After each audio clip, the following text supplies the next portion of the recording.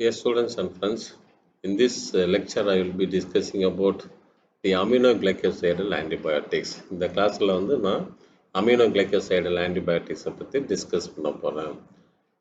The antibiotic which end with MYCIN or MICIN வந்து பெரும்பாலும் aminoglycosidal antibiotics-ஆக தான் இருக்கும். ஸோ இதில் most important aminoglycosidal antibiotics is streptomycin, which is isolated from the Streptomyces griseus during 1944. இந்த group of antibiotics வந்து பெரும்பாலும் பாக்டீரியோசைடலாக தான் இருக்கும். They all interfere with the synthesis of protein. One of the most important cellular constituent பார்த்தீங்கன்னா protein தான். அந்த protein சிந்தசைஸை இந்த மருந்து வந்து இன்ஹிபிட் பண்ணும். இதில் வந்து mRNA ribosome complex is give direction for the synthesis of protein.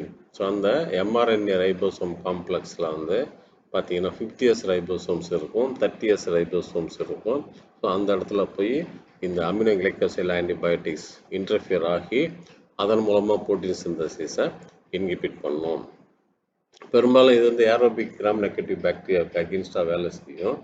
இதனுடைய அந்த குரூப் ஆஃப் ஆன்டிபயோட்டிக்ஸ் எல்லாமே interfere with the protein synthesise. அந்த ஃபார்மகோகைனெட்டிக்ஸ் தெராபியூட்டிக் எல்லாம் பார்த்தீங்கன்னா மோரார்லெஸ் சேமாக இருக்கும். இந்த மருந்துக்கு வந்து லோ மார்ஜின் ஆஃப் சேஃப்டி. இதுக்கு வந்து நம்ம தெராபியூட்டிக் ட்ரக் மானிட்டரிங் பண்ணணும். ஏன்னா மார்ஜின் ஆஃப் சேஃப்டி வந்து ரொம்ப கம்மி. They all produces ototoxicity. 8th cranial nerve damage பண்ணுறதுனால ஓட்டோடாக்சிசிட்டி வரும். At the same times it also toxic to the kidney. So இப்போ நம்ம கிளாசிஃபிகேஷன் பண்ண போகிறோம் அமினோகிளைக்கோசைல் ஆன்டிபயோட்டிக்ஸை. ஒன்று வந்து சிஸ்டமிக் அட்மினிஸ்ட்ரேஷன், இன்னொன்று வந்து topical administration. As I said earlier, aminoglycosidal antibiotics are poorly lipid soluble. It has to be given only in the form of injection. ஓரலாக கொடுக்க முடியாது.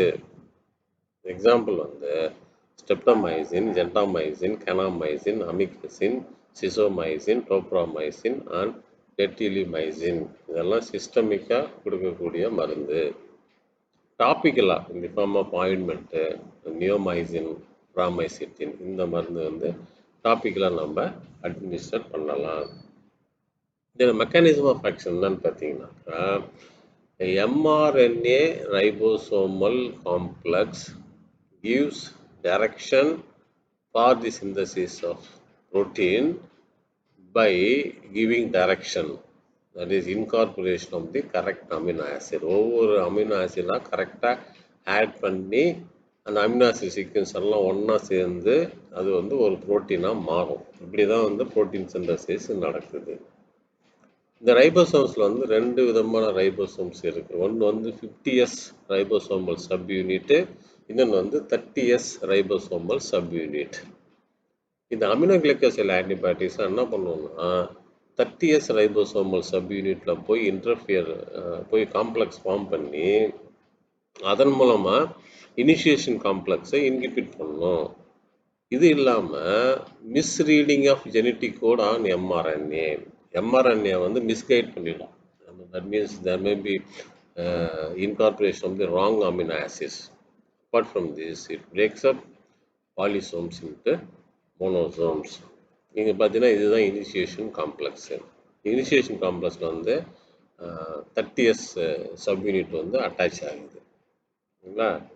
நான் 50s ரைபோசோம்ஸ் அட்டாச் ஆகுது. அட்டாச் ஆன உடனே ப்ரோட்டீன் வந்து எலாங்கேஷன் ஆகும் by incorporation of the correct amino acid. ஒன்று வந்து அக்செப்டர் சைட்டு, இன்னொன்று வந்து ப்ரோட்டீன் சைட்டு. ஸோ இந்த ப்ரோட்டீன் எலாங்கேஷன் வந்து டிரான்ஸ்லேஷன் ஆகும். டிரான்ஸ்லேஷன் ஆனால் தான் ப்ரோட்டீன் வந்து சிந்தசைஸ் ஆகும். நீங்கள் பார்த்தீங்கன்னாக்கா methionine, arginine, glycine, serine, proline, threonine இந்த மாதிரி அமினோ ஆசிட்ஸை வந்து இங்கே வந்து சேர்த்துக்கிட்டே வந்து தான் ப்ரோட்டீன் சிந்தசிஸ் ஆகும். So aminoglycosidal antibiotics, they terminate the process of translation, thereby no more synthesis of the protein. இது வந்து கிராம் நெகட்டிவ் மைக்ரோ ஆர்கனிசத்தோட இது அகேன்ஸ்ட் கிராம் நெகட்டிவ் மைக்ரோ ஆர்கனிசத்துக்கு தான் நல்லா வேலை செய்யும். As you know that gram negative micro ஆர்கனிசத்தோட அவுட்டர் லேயர் வந்து இட் இஸ் சம்வாட் காம்ப்ளிகேட்டடு, ரொம்ப திக்காக இருக்கும். So initially they penetrate the bacterial cell wall to reach the periplasmic space. இதுதான் வந்து periplasmic space. This is called periplasmic space. So இங்கே porin channel வழியாக மருந்து உள்ளே வந்து பெரிப்ளாஸ்மிக் ஸ்பேஸில் வந்துடும் by means of passive diffusion. Then further it is transported into the cytoplasmic membrane by means of active transport mechanism. இந்த antibacterial spectrum பார்த்தீங்கன்னாக்கா they mainly effective against gram negative aerobic bacilli like Proteus, Pseudomonas, E coli, Enterobacter, Klebsiella, சிகுலோசிஸ், and also some of the gram positive cocci like staphylococcus aureus, streptococcus viridans, ஆனால் not effective against gram positive bacilli, gram negative cocci and anaerobic. anaerobic against இது வேலை செய்யாது. இந்த ஃபார்மோகைனetics நான் சொன்ன மாதிரி ரொம்ப புவர் ஓரல் பயோ அவைலபிலிட்டி, கொடுக்கவே முடியாது. ஓரலாக கொடுக்குறது வேஸ்ட்டுங்க. மெயினாக வந்து பேரண்டலாக தான் கொடுக்கணும். அப்படி இல்லைனா டாப்பிக்கெலாம் அப்ளை பண்ணலாம். The poorly distributed and protein binding is also very less. Do not undergo significant metabolism. As such அப்படியே வந்து எக்ஸ்கிரீட் ஆகிறதுக்கு நிறைய சான்சஸ் இருக்குது. But in case of renal insufficiency, அப்படியே கிட்னி ப்ராப்ளம் இருந்துச்சுன்னா அவங்களுக்கு வந்து நம்ம டோஸை வந்து அட்ஜஸ்ட் பண்ணி தான் கொடுக்கணும். ஏன்னா இந்த மருந்தெல்லாம் டாக்ஸிக் டு அவர் கிட்னி. பார்த்தீங்கன்னா it does not penetrate in the central nervous system. Blood brain பேரியரை கிராஸ் பண்ணாது. ஏன்னா இது வந்து poorly lipid soluble. So it has to be given either IV or IM or by means of topical. Some amount of drugs are unchanged and appears in urine. Without undergoing any changes, the drugs may get excreted by kidney. The uses மெயினாக பார்த்தீங்கன்னா septicaemia, pelvic and abdominal sepsis, endocarditis like enterococcal endocarditis, streptococcus, staphylococcus, infections on the heart valve, pneumonia, tuberculosis, tularemia, rabbit fever, plague, rat fever, இதெல்லாம் use ஆகும். இது இல்லாமல் டாப்பிக்கெல்லாம் neomycin, ஃப்ராமைசிட்டின் இருக்கு இல்லையா, அது வந்து கன்ஜங்டைவல் இன்ஃபெக்ஷனுக்கோ இல்லை இயர் இன்ஃபெக்ஷனுக்கோ நம்ம யூஸ் பண்ணலாம். And also for sterilization of the gastrointestinal tract to receive the immunosuppressive therapy before surgery and also in hepatic coma. It sterilizes the gastrointestinal tract. Toxicity பார்த்தீங்கன்னா it damages 8th cranial nerve function. அந்த vestibular disturbances வர்றதுனால, cochlear damage ஆகிறதுனால, வெஸ்டிபிள்ஸ் damage ஆகிறதுனால vertigo வரலாம், hearing loss வரலாம், loss of balance, தலை சுற்றுற மாதிரி இருக்குன்னு சொல்லுவாங்க பார்த்தீங்களா, that is called vestibular damage. இது வந்து பெரும்பாலும் ரிவர்சிபிள் தான், ஆனால் சம்டைம்ஸ் இது இர்ரிவர்சிபிளாக மாறலாம். All aminoglycoside antibiotics are toxic to our kidney. Gentamicin, amikacin, toframycin are more toxic than streptomycin with respect to nephrotoxicity. It produces T-deocorarin-like action. அதான் வந்து குராரி மிமிட்டிக் action சொல்லுவோம். So they produces neuromuscular blockade by displacing the calcium ions from the neuromuscular junction. ரொம்ப காஷியஸாக இந்த மருந்து சாப்பிட்ணும். யாருன்னா ப்ரெக்னென்சியில் வந்து இந்த மருந்து சாப்பிட்டாக்கா ஃபீட்டல் ஓட்டோடாக்சிசிட்டி வரலாம். லாசிக்ஸ், ஃபியூரிசமைடு, மினோசைக்ளின் கூட இதை நம்ம கம்பைன் பண்ணி கொடுக்கக்கூடாது. ஏன்னா அந்த ட்ரக்ஸும் வந்து ஓட்டோடாக்சிசிட்டி ப்ரொடியூஸ் பண்ணும். வேன்கோமைசின், சிஸ்பிளாட்டின் கூட கம்பைன் பண்ணி கொடுக்கக்கூடாது. ஏன்னா அதெல்லாம் நெஃப்ரோடாக்சிக் ட்ரக்ஸு. வயசானவங்களுக்கு கொடுக்கக்கூடாது. கிட்னி ப்ராப்ளம் உள்ளவங்களுக்கு கொடுக்கக்கூடாது. மசில் ரிலாக்ஸன் கொடுக்குறப்ப இதை சேர்த்து கொடுக்கக்கூடாது.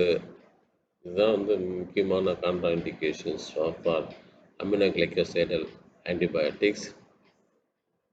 நம்ம ஜென்டாமைசின் வரும். ஜென்டாமைசினும் கிராம் நெகட்டிவ் பேசிலரி இன்ஃபெக்ஷனுக்கு தான் யூஸ் ஆகும்.